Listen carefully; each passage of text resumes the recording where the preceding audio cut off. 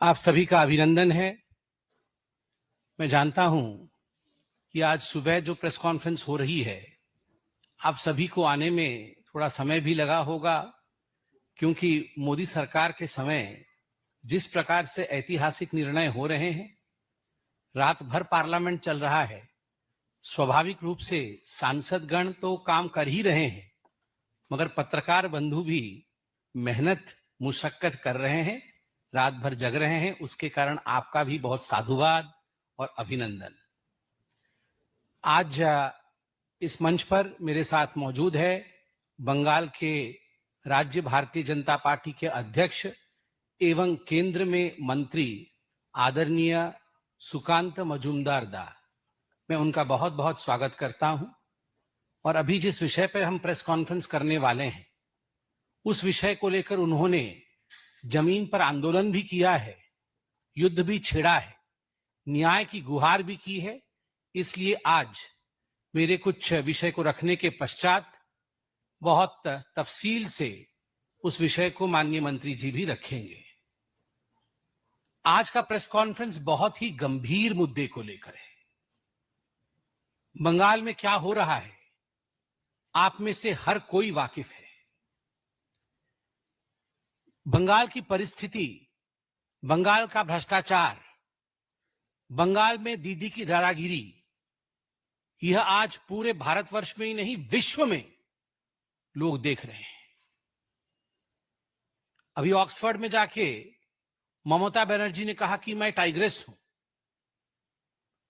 कोई टाइग्रेस कभी भ्रष्टाचार में लिप्त नहीं होता। कोई टाइग्रेस कभी अपने ही बच्चों का भक्षण नहीं करता है। जो वास्तविक लीडर होता है, वो कभी पैसा मार करके, भ्रष्टाचार के और करप्शन के माध्यम से अपने ही लोगों को नर्क में नहीं भेजता है, उनका जिंदगी, उनके जीवन को नारकीय नहीं बनाता है। मगर बड़े दुख के साथ कहना पड़ रहा है कि ममता बनर्जी एवं उनकी सरकार ने बंगाल में जिस प्रकार से भ्रष्टाचार को अनलीश किया है, भ्रष्टाचार को खुलेआम छोड़ रखा है, आज उसका गाज लाखों लोगों के ऊपर पड़ा है। आप सबने देखा, कल सुप्रीम कोर्ट, भारत का सर्वोच्च न्यायालय सुप्रीम कोर्ट ने बंगाल में जो स्कूल भर्ती घोटाला हुआ था, स्कूल भर्ती घोटाला 2016 से 2021 के बीच लगभग 23 से 24 लाख एप्लीकेंट बंगाल के अंदर टीचर और नॉन टीचिंग स्टाफ की पोस्ट्स जो एडवर्टाइजमेंट के माध्यम से निकली थी, उसमें उन्होंने अप्लाई किया था। और 2016 से 2021 के बीच लगभग 25,780 से अधिक टीचर और नॉन टीचिंग स्टाफ का रिक्रूटमेंट किया गया था। और उसमें इतने बड़े तादाद में भ्रष्टाचार हुआ था कि इस विषय को लेकर अनेकों लोग कोर्ट में गए थे। और उस समय बंगाल में इसे ब्राइब फॉर जॉब स्कैम, पैसा लेकर काम देने वाला scam, bribe for job scam और स्कूल भर्ती घोटाले के नाम से जाना गया। अप्रैल 22, 2024 में कलकत्ता के हाईकोर्ट ने बड़ा स्पष्ट निर्णय दिया। उन्होंने यह निर्णय दिया कि ये जो 25,780 रिक्रूटमेंट जिनकी हुई है, यह रिक्रूटमेंट प्रोसीजर फॉल्टी है, ये भ्रष्टाचार से मारा हुआ है। पैसा लेकर गलत तरीकों से ओएमआर सीट जो होती है, उस ओएमआर सीट, जिसको कि ऑप्टिकल मार्क रिकॉग्नाइजेशन शीट कहते हैं, जब ये एग्जाम होता है तो इसकी शीट की इवैल्यूएशन होती है, उसको डिस्ट्रॉय कर दिया गया ताकि ये पता ना चले कि कौन सही है और कौन गलत है, ताकि जो सबसे नीचे के पायदान पे जिस कैंडिडेट का मार्किंग हुआ है, उसको ऊपर लाके एक हायर रैंक में स्थापित किया जा सके। जो टॉपर नहीं है उसको टॉपर बना दिया जाए। जिसने क्वालिफाई नहीं किया और ओएमआर शीट में कोई भी प्रश्न का उत्तर नहीं दिया, उसको किस प्रकार से रिक्रूटमेंट दे दिया जाए पैसे के बल पर। तो कलकत्ता हाईकोर्ट ने 22 अप्रैल 2024 में स्पष्टतः कहा कि इसे खारिज किया जाए, दूसरी बार अपॉइंटमेंट प्रोसेस शुरू की जाए और सबसे बड़ी बात सीबीआई की जांच हो। सीबीआई की जांच हो। आप याद करिए उस समय किस प्रकार ममता बनर्जी और उनके जो साथी हैं टीएमसी के सीबीआई के खिलाफ, ईडी के खिलाफ अनर्गल बयानबाजी कर रहे थे। सीबीआई कैसे राज्य में प्रवेश नहीं करे। और ये जो इंडी अलायंस वाले हैं सब भ्रष्टाचारी, ये सारे भ्रष्टाचारी मिलकर हम कर्नाटक में सीबीआई को घुसने नहीं देंगे, हम बंगाल में सीबीआई को घुसने नहीं देंगे, जहां कांग्रेस शासित राज्य या इंडी के गठबंधन के लोग हैं वहां सीबीआई नहीं घुसेगी। क्यों नहीं घुसेगी?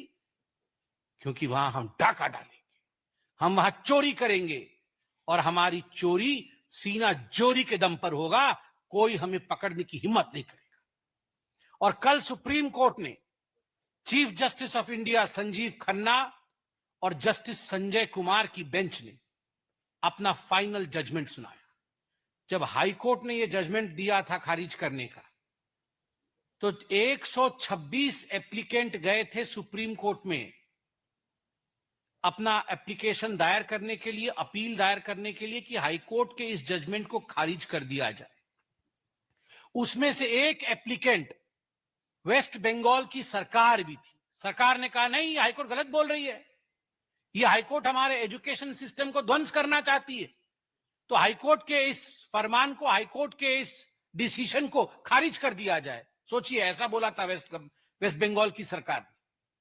सुप्रीम कोर्ट ने उस समय स्टे ऑर्डर दिया कि ठीक है अभी स्टे करिए, हम पूरे तफसील से स्टडी करेंगे। उन्होंने सब पे स्टे ऑर्डर दिया, तफसील से इसमें पूरी स्टडी हुई और कल सुप्रीम कोर्ट ने 2 जजों की बेंच, जिसमें chief justice of India Sanjeev Khanna और जस्टिस संजय कुमार, दोनों ने अपना जजमेंट सुनाया। मैं जजमेंट का एक अंश पढ़ के सुनाता। We have gone through the facts regarding findings of this case. Entire selection process is vitiated by manipulation and fraud. हमने इस केस के तथ्य को जांचा है, पूरे केस के तथ्य को जांचा है, सुप्रीम कोर्ट कह रही है। और पूरा का पूरा मामला जो सिलेक्शन प्रोसेस है वो मैनिपुलेटिव है, उसको मैनिपुलेट किया गया है और फ्रॉड है, धोखाधड़ी है, धोखा दिया गया है। Credibility and legitimacy has been denuded. Credibility और legitimacy की धज्जियां उड़ गई हैं। किसकी credibility और किसकी legitimacy की धज्जियां उड़ी है? ममता बनर्जी की सरकार, वेस्ट बंगाल की सरकार और वेस्ट बंगाल की मुख्यमंत्री ममता बनर्जी की क्रेडिबिलिटी और उनकी लेजिटिमेसी की धज्जियां उड़ गई हैं। यह सुप्रीम कोर्ट ने कहा है, ये कोई भारतीय जनता पार्टी नहीं कह रही। No reason to interfere in the high court judgment. Supreme court ने कहा कोई कारण नहीं है कि जो हाईकोर्ट की जजमेंट है उसमें हम इंटरफियर करें। हाईकोर्ट ने ठीक कहा है, tainted candidates must be terminated. 23 lakh से 24 लाख युवकों ने, युवतियों ने दिन रात पढ़ाई करके एप्लीकेशन भरा कि हम टीचर बनेंगे, नॉन टीचिंग स्टाफ में जाएंगे, हमारा जीवन आगे बढ़ेगा, बूढ़ी मां बाप को हम पालेंगे। और अंततः आपने पैसे लेकर 5 से 15 लाख रुपए तक या उससे ज्यादा पैसे लिए गए, मैं उस पर भी आऊंगा, एक एक कैंडिडेट से। और पैसे के दम पर आपने ये जो भर्ती किया है, ये टेंटेड कैंडिडेट्स को टर्मिनेट करना होगा, ये सुप्रीम कोर्ट ने कहा। Appointments were result of cheating and fraud. ये जो अपॉइंटमेंट हुआ है ये चीटिंग और फ्रॉड के नतीजे से हुआ है, धोखेबाजी से की गई है। ये सुप्रीम कोर्ट ने कहा है, ये कोई भारतीय जनता पार्टी नहीं कह रही है। आप सोचिए, अगर किसी और मुख्यमंत्री के लिए ऐसे शब्दों का उच्चारण डिस्ट्रिक्ट कोर्ट भी कर दी होती तो हाय हंगामा मच जाता। राहुल गांधी पजामा और टी शर्ट में ही आ जाते पार्लियामेंट। वो आए भी थे शायद कल परसों। वो पजामा टी शर्ट में आके बोलते डेमोक्रेसी खत्म हो गई, हत्या हो गई डेमोक्रेसी की, मुख्यमंत्री को गिरफ्तार करो, अरेस्ट करो, हिटलर है। कहां है भैया राहुल गांधी? कहां हो आप? कहां है ये इंडी वाले? आओ ना, ये डिस्ट्रिक्ट कोर्ट ने नहीं, सुप्रीम कोर्ट ने बताया है। और ऐसे रिक्रूटमेंट स्कैम्स के लिए याद करिए, हरियाणा में पूर्व में मुख्यमंत्री जेल गए हैं, जेल। दीदी जेल जाएंगी, अलबत्त जाएंगी। हिंदुस्तान में कानून का शासन है, और एक बार हमारी सरकार बनेगी बंगाल में, the full force of law will come upon Mamata Banerjee. पूरा फोर्स जो कानून का है, नैतिकता का है, भारत के संविधान का है, उसके मुताबिक जिन लोगों ने हजारों लाखों लोगों के जीवन को नारकीय बनाया है, उनको दुख दिया है, प्रताड़ना दी है, वो जेल के सलाखों के पीछे होने ही चाहिए। मैं आज न्यूज में देख रहा था, कितने लोग रो रहे हैं, कितनी टीचर्स रो रही हैं, उनका घर बर्बाद हो रहा है। ये जो अभी लगभग 26,000 लोग निकाले जाएंगे, क्या लगता है आपको, अगर भ्रष्टाचार के माध्यम से भी जो टेंटेड हैं उनको भी रखा गया हो, तो उनके जिंदगी पर भी क्या गुजर रही होगी? क्योंकि ये सारी घपलेबाजी, घोटालेबाजी ममता बनर्जी की सरकार ने किया है, इसलिए लाखों लोग आज परेशान हैं। ममता बनर्जी जी से आज हम सब डिमांड करते हैं कि जो 25,750 लोगों की तनख्वाह बंद होगी, ममता बनर्जी टीएमसी के फंड से, सीएम रिलीफ फंड से उनका भरण पोषण करे और उनको सैलरी दे, उनको सैलरी दे और उनका भरण पोषण करे। और ममता बनर्जी ने कल कहा है सुप्रीम कोर्ट के इस जजमेंट के पश्चात कि ह्यूमैनिटेरियन ग्राउंड में, ऐसे ह्यूमैनिटेरियन तो ग्राउंड तो वो समझती ही नहीं, ह्यूमैनिटेरियन ग्राउंड पे मैं सुप्रीम कोर्ट की जजमेंट को नहीं मानूंगी। I will not comply by the orders of supreme court. मैं नहीं मानती हूं, मैं खारिज करती हूं सुप्रीम कोर्ट के ऑर्डर को। मेरा सुप्रीम कोर्ट से भी सविनय निवेदन है कि ऐसे विषयों को सुओ मोटो उठाना चाहिए और contempt of court Mamata Banerjee और तृणमूल कांग्रेस की सरकार पर लगना चाहिए। किसी मुख्यमंत्री की हिम्मत हो सकती है ऐसे, वो सुप्रीम कोर्ट के लिए कहे कि हम सुप्रीम कोर्ट के ऑर्डर को नहीं मानेंगे? This is hitlership. ये होता है डिक्टेटरशिप, ये होता है हिटलर बनना। जब कोई व्यक्ति उठकर कह दे कि मैं सुप्रीम कोर्ट को नहीं मानती, मैं सुप्रीम कोर्ट के जजमेंट को नहीं मानूंगी, ये होता है डिक्टेटरशिप।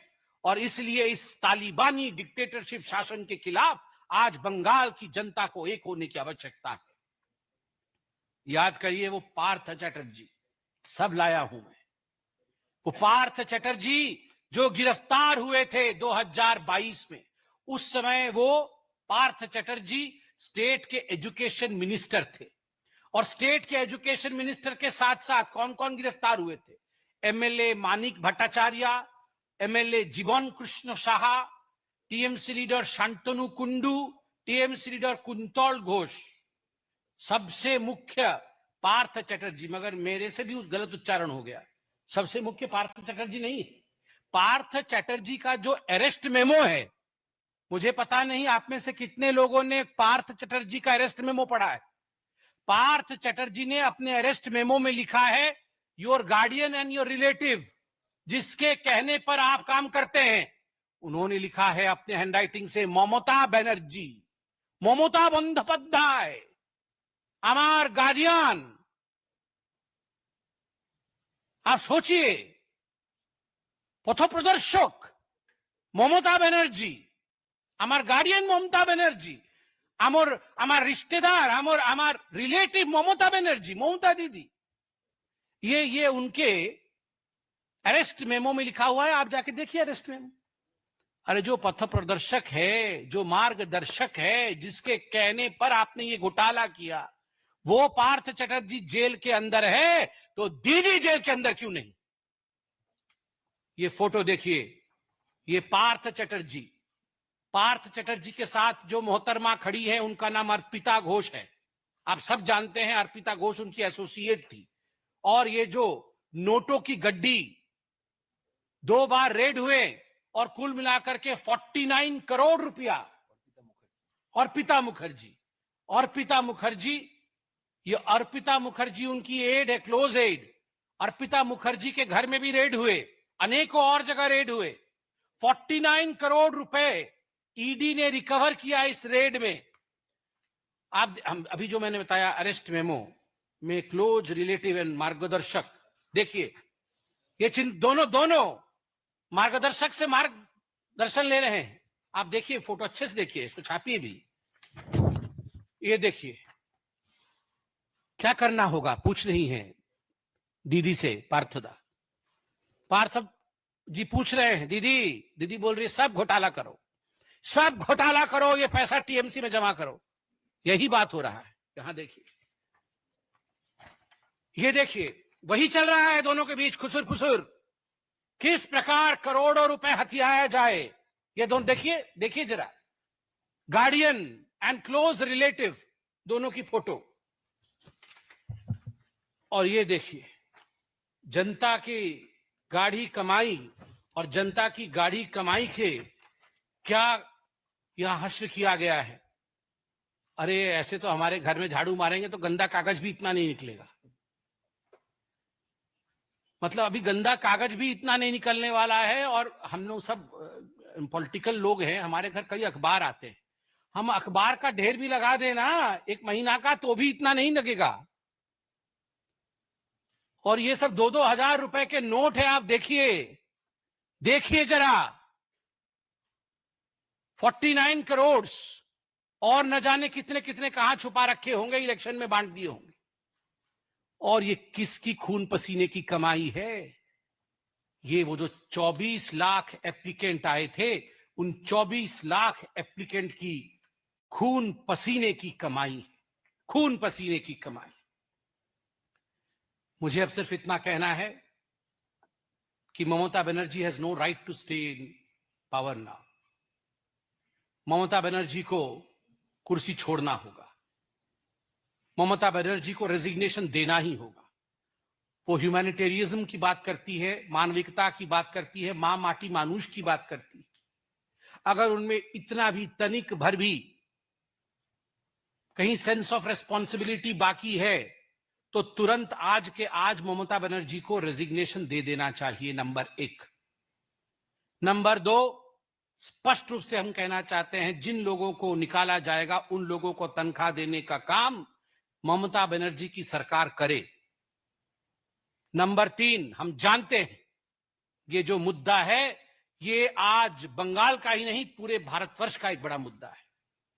और आज ही आप देखिएगा ममता बनर्जी कुछ ना कुछ ऐसे दंगे इत्यादि भड़काना शुरू कर देगी बंगाल के अंदर, ताकि किसी भी कीमत पर लोगों का नजर इस घपले से हट करके लोग अपने आप को बचाने में, लोग अपने आप को किस प्रकार से सुरक्षित रख के उस पर लगेंगे। Civil instigate fears among people. आप देखिएगा आज भय का वातावरण बंगाल में बना देगी, कुछ ना कुछ करेगी ऐसा जिससे वहां भय का वातावरण हो जाए।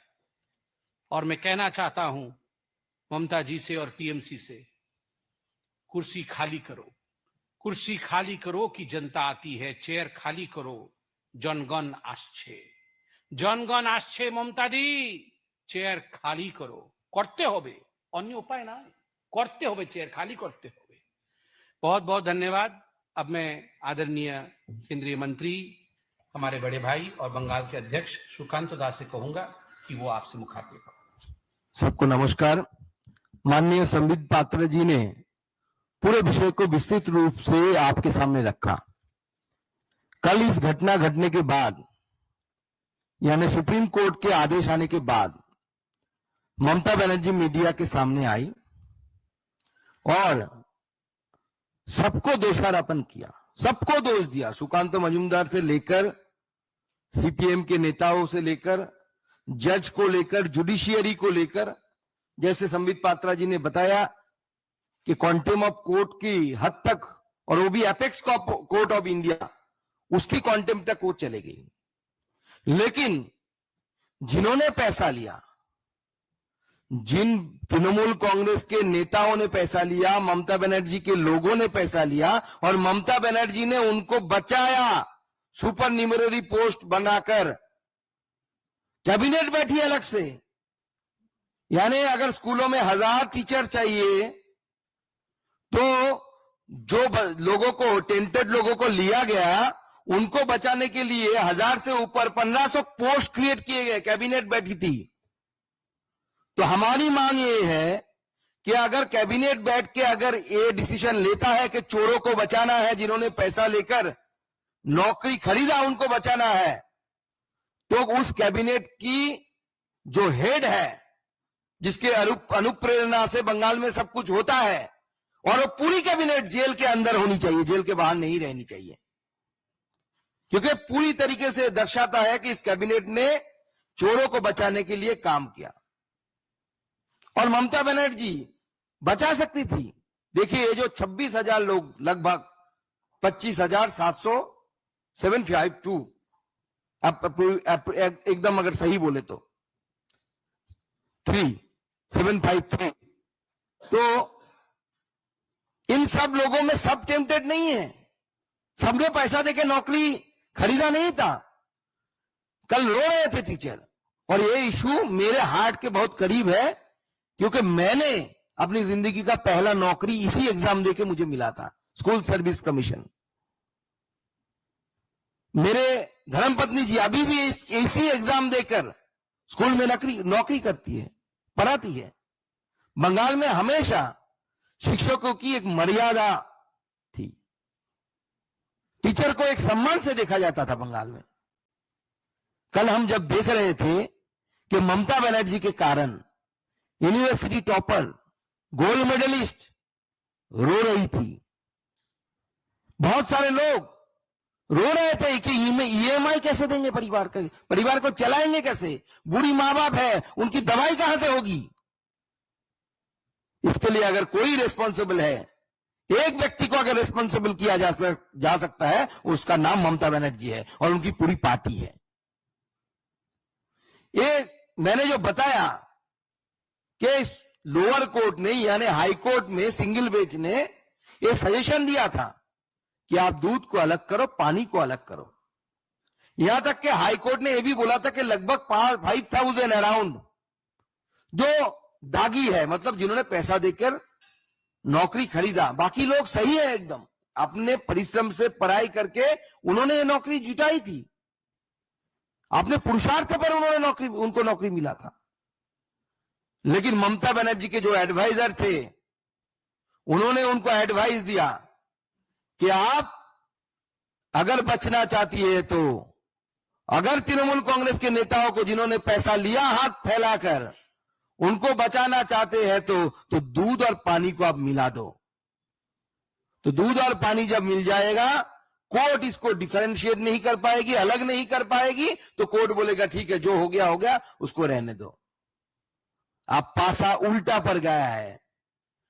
कोर्ट बोला है कि, हाई कोर्ट ने भी बोला था, डिवीजन बेंच ने भी उसी राय को बहाल रखा था, और आप भारतवर्ष के सुप्रीम कोर्ट, जो चीफ जस्टिस के नेतृत्व में बना, 2 जजेस की जो राय आया है, जो वर्डिक्ट आया है, वो स्पष्ट कर देती है कि ममता बनर्जी ने जो चालाकी की थी, वो चालाकी कोर्ट के सामने पकड़ी गई। कोर्ट ने उल्टा बोला कि दूध और पानी अगर अलग नहीं किया जा सकता तो पूरा ही फेंक दो। लेकिन इस जो वर्डिक्ट आया है, इस वर्डिक्ट में हमारा सिर्फ इतना ही सवाल है कि लगभग 20,000 से ऊपर लोग जिन्होंने परिश्रम करके जिनको नौकरी मिला, उनका कोई दोष होने के बावजूद उनका नौकरी जा रहा है। लेकिन टीएमसी के जो लीडर, जिन्होंने पैसा लिया, पैसा लेके नौकरी बेचा, मॉल बना दिया है ममता बनर्जी ने पश्चिम बंगाल में को। जो खरीदना है आपको, टीचर खरीदना है, नौकरी खरीदना है, सैंड लेके नदी से बेचना है, जो चाहे आप कर सकते हैं, सिर्फ पैसा देना है। शॉपिंग मॉल बना के रख दिया है ममता बनर्जी पश्चिम बंगाल को। इसलिए हम चाहते हैं कि सरकार, संविधान ने जो प्रपोजल दिया कि पार्टी के पैसे से सीएम रिलीफ फंड से जो योग्य है उनको पैसे देने की काम किया जाए, सीएम रिलीफ फंड से और टीएमसी की पार्टी से, क्योंकि पैसा टीएमसी की पार्टी के पास गया है। और सिर्फ ये हम नहीं बोल रहे, ऑडियो रिकॉर्डिंग है। आपको पता है कि ईडी एक दूसरा केस वहां पे चल रही है, जिसमें कालीघाट और काकू बोल के एक कैरेक्टर है, जीवन कृष्ण भद्रो, उनका एक ऑडियो आया है, जिसमें उस ऑडियो में बोल रहा है वो व्यक्ति बांग्ला में कि पार्थो लोभी है। लोभी मतलब बहुत लालची है। उसको 25 करोड़ देते हैं, अभिषेक को 20 करोड़ देते हैं। जिस मानिक भट्टाचार्य का नाम इन्होंने लिया, उस मानिक को इतना देते हैं। बंटवारा चल रहा है पैसे की, ऑडियो में है। हाँ, कौन अभिषेक है ये तो सब जानते हैं। ये कौन सा अभिषेक है? कभी वो बोले थे कि मेरे खिलाफ एक भी सबूत आ जाएगा या मेरे खिलाफ चोरी हो जाए, प्रमाणित हो जाएगी, तो मैं फांसी के मंच में अपने आप को लटका दूंगा। अब उनको मंच नहीं मिल रहा है कि क्या नहीं मिल रहा है मालूम नहीं मुझे, लेकिन ये जो एक के बाद एक चोरी बंगाल में तृणमूल कांग्रेस के समय हुई है, इसका हद पार हो चुका है। ममता बनर्जी को अब जाना चाहिए। अगर खुद से उतरती है तो चेयर से तो सही है, नहीं तो जनता जनार्दन जाके कान पकड़ के चेयर से उतार देगी। वो समय आ रहा है। तो पहला डिमांड हमारा है, सीएम रिलीफ फंड से या पार्टी से आप पैसा दो इनको। दूसरी मेरी एक सजेशन है ममता बनर्जी की सरकार को कि जो योग्य कैंडिडेट है लगभग 20,000 से ऊपर, इनको कोर्ट ने बोला कि आप 3 महीने बाद फिर एग्जाम दो, देके आपने आपको एलिजिबल साबित करो। अब एक टीचर 16 से पढ़ा रही है स्कूल में, आप जानते हैं एग्जाम जो होता है वो ग्रेजुएट या मास्टर डिग्री लेवल का होता है, जो सिलेक्शन का एग्जाम होता है। और स्कूल में पढ़ाना पड़ता है स्कूल स्टैंडर्ड के, 11-12 स्टैंडर्ड या उसके नीचे वाला स्टैंडर्ड का। तो स्वाभाविक है सब्जेक्ट से सब डिटैच है। 16 साल से आज तक उतना तो ऑनर्स या बीए, बीएससी, एमएससी, एमए उस सब्जेक्ट से लोग डिटैच है। तो मेरा सजेशन है कि मैं अपने जिंदगी के 10 साल लगभग पढ़ाते आ रहा हूं, कॉलेज, स्कूल, यूनिवर्सिटी मिलाकर।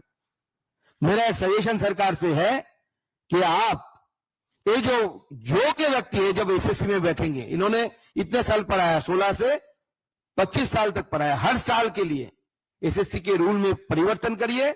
हर साल के लिए उनको मार्क्स देनी चाहिए, क्योंकि एक्सपीरियंस का मार्क्स हर रिक्रूटमेंट में होता है। कोई बंदा कॉलेज सर्विस कमीशन में जाता है तो उन्होंने कितना कॉलेज में पढ़ाया, कितना साल, उसके लिए मार्क्स दिया जाता है।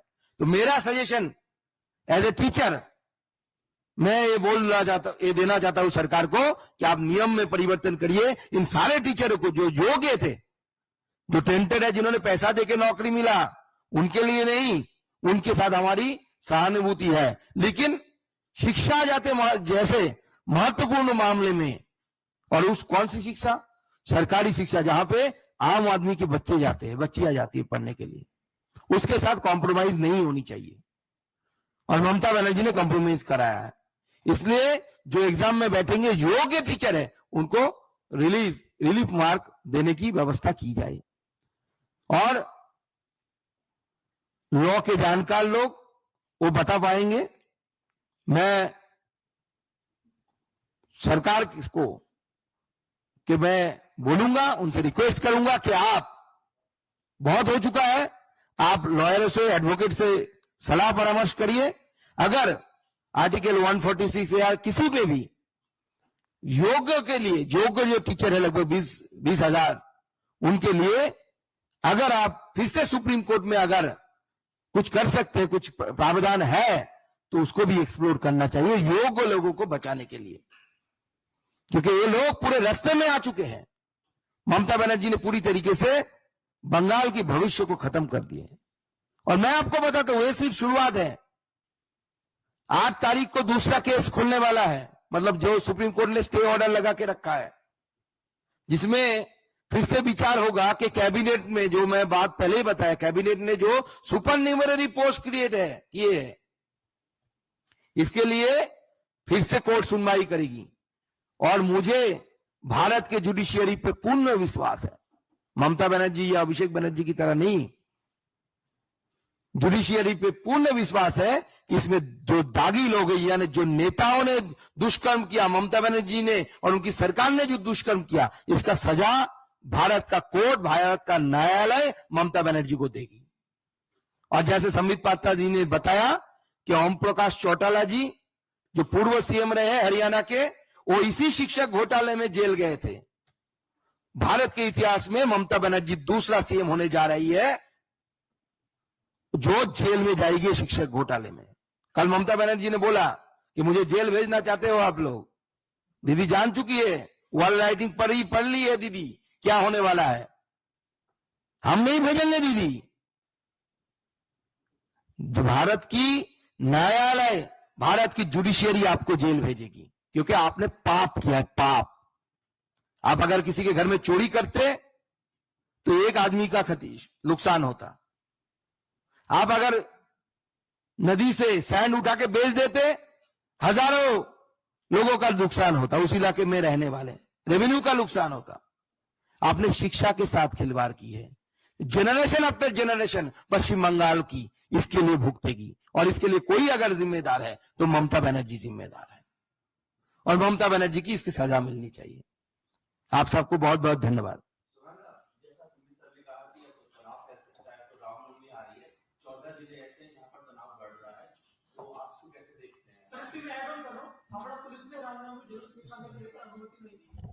देखिए, शुभेंदु दत्त जवाब देंगे ही, मगर मैं एक बात यहां स्पष्टतः कहना चाहता हूं। मैंने भी खुद कहा अपने प्रेस कॉन्फ्रेंस में कि ममता जी ऐसा प्रयास करेंगी कि एक ऐसा माहौल बने कि यह मामला दब जाए जो रिक्रूटमेंट स्कैम का है, और वहां एक अफरा तफरी का माहौल बन जाए। मगर कानून अपना काम जरूर करेगी, हम सब सजग रहेंगे। मगर आज का जो प्रेस कॉन्फ्रेंस है एक बहुत बड़े मुद्दे को लेकर है। हम इससे अभी डिविएट नहीं होंगे, किसी और मुद्दे पर हम जवाब नहीं देंगे, क्योंकि हजारों लाखों लोगों के जीवन को लेकर खिलवाड़ चल रहा है। और केवल ये प्रेस कॉन्फ्रेंस हिंदुस्तान की जनता तो देख ही रही है, मगर आप सोचिए किस शिद्दत के साथ आंसू बहाते हुए बंगाल में टीचर्स, स्टूडेंट्स, पेरेंट्स इस प्रेस कॉन्फ्रेंस को देख रहे होंगे उम्मीद के साथ। इसलिए मैं आपसे भी निवेदन करूंगा कि आज और किसी मुद्दे पर नहीं, हमारा भी संशय है कि जरूर वो कुछ ना कुछ ऐसा काम करेगी, दंगा फैलाने की कोशिश करेंगी, उसके लिए वो बहुत जानी जाती हैं, ट्रैक रिकॉर्ड ऐसा है। जरूर आज से शुरू करेंगी, कोई नहीं, अभी देखिएगा आप दोपहर से ही वो शुरू कर देंगी, वो दोपहर से ही शुरू कर देंगी। मगर हम अपने न्याय की लड़ाई में पीछे नहीं हटेंगे, और अगर उनके जो ट्रैक रिकॉर्ड के मुताबिक वो ऐसा कुछ काम भी करेंगी तो उसमें भी हम लड़ेंगे न्याय के लिए।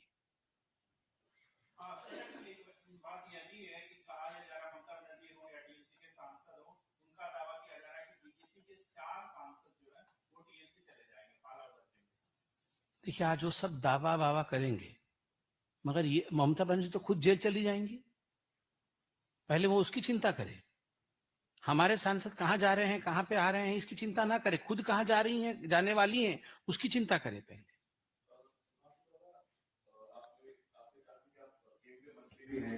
और 25,000 से ज्यादा लोग जो है इससे सफल हुए हैं, और रिक्रूटमेंट तो होगा, लेकिन क्या आप बीजेपी ममता बनर्जी अपने लेवल पे सीएम फंड से या टीएमसी फंड से जो आप लोग बात कर रहे हैं उसकी बुक करे वो करेगी, आपकी तरफ से क्या केंद्रीय मंत्री धर्मेंद्र प्रधान से या पीएम रिलीफ फंड या फिर आपकी तरफ से कोई मदद की जा सकती है? देखिए, सॉरी, आपने सुकांत दास से पूछा, मैं जवाब दे रहा हूं बिकॉज केंद्रीय मंत्री है, बट यहां बैठे हुए हैं बंगाल के अध्यक्ष के नाते और बंगाल के कद्दावर नेता और एमपी के नाते।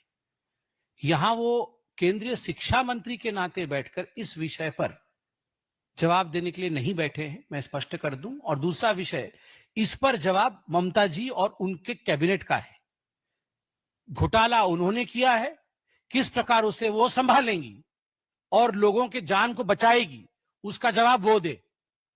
सीएम रिलीफ फंड से पैसा जारी करे, और टीएमसी के पास नोटों की गड्डियों की कमी नहीं है, वो नोटों की गड्डी को निकाले, और अब जहां से छीना था पैसा, वो पैसा उन तक पहुंचाए।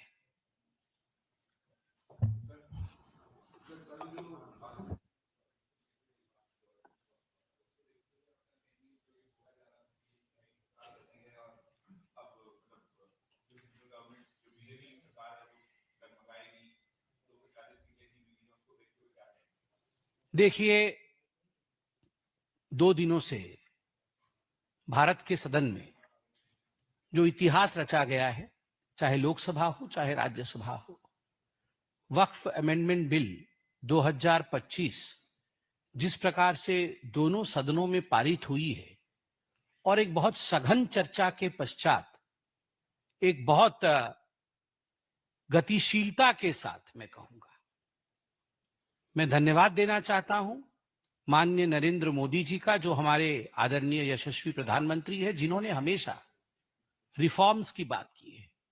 मैं धन्यवाद देना चाहूंगा हमारे गृह मंत्री आदरणीय अमित शाह जी को, जिन्होंने नीर क्षीर, दूध और पानी को अलग अलग किया और जो सत्य था उसको सदन के दोनों पटलों पर इतने सुंदर तरीके से रखा कि किसी प्रकार का भ्रम देश के किसी भी कोने में, किसी भी जाति, धर्म और संप्रदाय में ना फैले। और मैं धन्यवाद देना चाहूंगा किरण रिजिजू जी को, जिन्होंने इस पूरे विषय को बहुत अच्छे तरीके से प्रतिपादित किया। This only shows that the Narendra Modi government firmly stands with reform and resolve. Reform, resolve and responsibility. These 3 R's. This is what Narendra Modi government stands for. Thank you.